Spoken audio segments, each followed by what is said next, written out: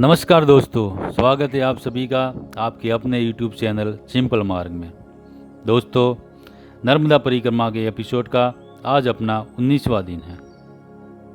सोमवार 22 जनवरी 2018 शूलपाणेश्वर मंदिर से इंद्रावरणा राजपीपला वरखड़। हम सुबह 5:30 बजे उठे और नित्य कर्म और स्नान से निवृत्त हो दैनिक पूजा के लिए बैठे। पूजा करके हम 7 बजे पंडित जी से मिले। उन्होंने हमारी नोटबुक पर सील और हस्ताक्षर किए तथा हमें चाय दी। चाय पीने के बाद हम वहाँ उपस्थित सभी को नर्मदे हर करके आगे बढ़े। मंदिर खुलने में अभी विलंब है, इसीलिए हमने रुककर और विलंब करना उचित नहीं समझा। कल रात के महाराष्ट्र के बुर्जुग परिक्रमावासी अब तक रुके हुए हैं।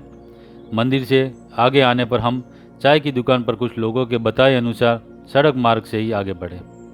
मार्ग में कुछ लोगों ने हमें 5, 10, 20 रुपये इस तरह की कुछ दक्षिणा भी दी। तब हमें अंदाज़ा हुआ कि गुजरात में इस तरफ परिक्रमावासियों को पैसे देने का चलन है। ये पैसे परिक्रमावासी के उपयोग में आते हैं। साथ ही इस तरह के पैसों से वो कन्या पूजन या नित्य पूजा में लगने वाला सामान भी खरीद सकते हैं। करीब 4-5 किलोमीटर सड़क मार्ग से आने के बाद भी हमें कहीं भी किनारे की ओर जाने का कोई भी मार्ग समझ नहीं आ रहा था। अंतर्गतवा हम ही एक सड़क देखदाई और मुड़े तथा उस मार्ग से चलते हुए इंद्रवर्णा नाम के गांव में पहुंचे। पर यहाँ से भी मैया का पात्र काफ़ी दूर ही था और किनारे किनारे चल पाना असंभव ही लग रहा था। तो हमने सोचा कि अगर सड़क ही चलना है तो क्यों हम इस घुमावदार ग्रामीण रास्तों पर चले, क्यों ना हम पूर्व के ही हाईवे से चलते हुए तेज़ी से आगे बढ़े। इसी विचार से हमने गांव की एक छोटी सी दुकान से बिस्किट, नमकीन आदि बाल भोग के लिए खरीदे तथा कुछ समय बाद उन्हें खाकर पेट की सुधा शांत की। खाली पेट चलना भी दुष्कर होता है। हम अंग्रेजी के यू आकार की तरह हाईवे छोड़ अंदर गांव में गए तथा कुछ दूर उस मार्ग पर चलने के बाद आगे से पुनः वापस बाई और मुड़ हाईवे पर आए। इस तरह सुबह के बहुमूल्य समय में से करीब 2 घंटे चलकर हमने केवल 7-8 किलोमीटर की ही दूरी तय की। अब हम राजपीपला की ओर बढ़ रहे हाईवे पर चल रहे थे। ये बड़ा हाईवे है और इस पर यातायात भी अनवरत चलता रहता है। धूल और धूप की वजह से काफ़ी थकान लग रही थी, इसलिए हम भी रुक कर धीरे धीरे चल रहे थे। जहाँ आवश्यक हो वहाँ रुककर हम पानी और बिस्किट भी खा लेते थे। इसी तरह चलते हुए हाईवे पर ही करीब 1 बजे हमें एक सज्जन, जिनका नाम श्री दिनेश जी था, ने अपनी हाथ गाड़ी पर भोजन हेतु आमंत्रित किया। ये मिसल पाव का ठेला चलाते हैं। उन्होंने बहुत अधिक आग्रह और सम्मान से हमें खिलाया तथा धूप की वजह से थोड़ा रुकने और आराम करने हेतु भी कहा। पर हमारा चलते रहना भी आवश्यक है, इसलिए हमने आगे बढ़ने की इच्छा जाहिर की। उन्होंने बताया कि हमें आगे राजपीपला में हरसिद्धि माता के मंदिर के दर्शन अवश्य करने चाहिए तथा बाद में वड़खड़ गांव में चले जाना चाहिए, जहाँ उनका ससुराल है। अगर हम चाहे तो हमारे रात्रि विश्राम की व्यवस्था वो उनके ससुराल में करवा देंगे। हमने उन्हें बताया कि मैया की इच्छा से हमारी अब तक हर रात्रि में रुकने की व्यवस्था स्वयं ही हो जाती है, तो आप कष्ट ना करें। अगर हमें दिक्कत हुई तो हम आपको फ़ोन कर लेंगे, तब आप ससुराल में हमारी व्यवस्था करवा देना। हमारी वजह से हम उन्हें दिक्कत नहीं देना चाहते थे। उनसे विदा ले हम राजपीपला की ओर बढ़े तथा करीब 2:30 बजे हम राजपीपला नगर में आए। नगर काफ़ी बड़ा था। हरसिद्धि माता के मंदिर जाने के मार्ग में हमने गन्ने का रस भी पिया, जिसने हमारी प्यास और शरीर में एनर्जी की कमी को पूर्ण किया। इसके बाद हम मंदिर में आए। बारी बारी से हमने मंदिर में माता जी के सुंदर विग्रह का दर्शन किया तथा फिर मंदिर के कार्यालय में ही सेवाएं देने वाले श्री पंड्या जी ने हमें चाय पानी हेतु निमंत्रित किया। उन्होंने हमें रुकने हेतु स्थान भी दिखाया, पर हमने अभी और चलने हेतु समय है, इसलिए आगे बढ़ने का हमारा मानस प्रदर्शित किया। उन्होंने भी हमारी इस इच्छा का सम्मान किया।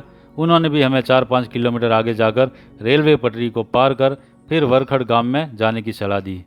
साथ ही उन्होंने हमें 50 रुपये दक्षिणा स्वरूप भी दिए एवं हमारे सामने के उत्तर तट पर गरुड़ेश्वर में आने पर वो मिलने आएंगे, ऐसा भी उन्होंने बताया। हम ब्राह्मण बालक हैं तथा इसलिए हमने उन्हें नमस्कार करना चाहा, तो इसका भी उन्होंने विरोध किया तथा केवल मैया को प्रणाम करने की सलाह दी। वे काफ़ी सज्जन तथा परिक्रमावासियों के प्रति उनके मन में अपार श्रद्धा का भाव दिखा। उनसे विदा ले हम 4 बजे आगे बढ़े। यहाँ से वरखड़ की दूरी करीब 15 किलोमीटर है, तो हमें तेज गति से चलना होगा। राजपीपला में ही मार्ग में हमने दत्त मंदिर में भगवान के दर्शन किए तथा फिर एक नदी को पार कर उनके निर्देशानुसार रेलवे फाटक के बाद हाईवे छोड़ दाएं हाथ की अंदर जाती सड़क पर आगे बढ़े। ये मार्ग हमें वरखड़ लेकर जाएगा। रास्ते में हमने 1-2 छोटे गांव पार किए और फिर बहुत से केलों के खेतों को पार करते हुए वरखड़ गांव के बताए हुए आश्रम में आए, पर आश्रम सूना पड़ा हुआ था। बहुत बार आवाज़ देने पर भी कोई नहीं आया, इसलिए हमने किसी और आश्रय की तलाश में और आगे बढ़ना उचित समझा। पर आश्रम के बाहर आते ही सामने खड़े कुछ ग्रामीणों ने हमें सामने के ही घर में जाने हेतु बताया कि परिक्रमा वासियों की व्यवस्था इन्हीं के घर होती है, आश्रम तो केवल नाम मात्र का है। हम सामने के घर में आए। वह कुछ नन्हे बच्चे खेल रहे थे। उन्होंने तथा घर के बड़ों ने हमारा स्वागत किया। हमने उनके आंगन में ही अपने आसन लगाए तथा मुंह हाथ पांव धो नित्य पूजा की। इसमें आसपास के बच्चे भी साथ में शामिल हुए। हमने उन सभी को तिलक किया तथा चॉकलेट भी दिए। यह श्री परेश भाई का निवास है। उनके अत्यधिक आग्रह पर हमने हल्के रात्रि भोज हेतु हामी भरी तथा उन्होंने हमारे लिए गर्म चावल दाल बनाकर बड़े स्नेह से हमें खिलाया। इसके बाद हम परिवारजनों के साथ बैठ रात्रि 9 बजे तक परिक्रमा तथा आगे पड़ने वाले गांवों के बारे में जानकारी लेते रहे। बातों में पता चला कि यहाँ से भी नर्मदा मैया 5-6 किलोमीटर दूर है। इनके घर में परिक्रमा वासियों का विशेष ध्यान रखा जाता है, ऐसा अनुभव आया।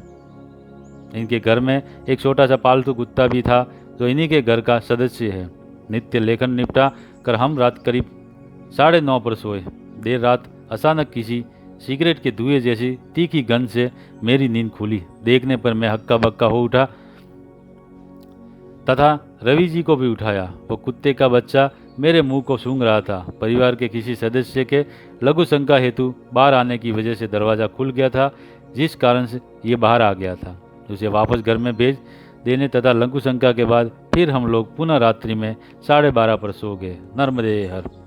दोस्तों, हमारा वीडियो अच्छा लगा हो तो लाइक करें, शेयर करें और हमारे चैनल को सब्सक्राइब जरूर करें। धन्यवाद। नर्मदे हर।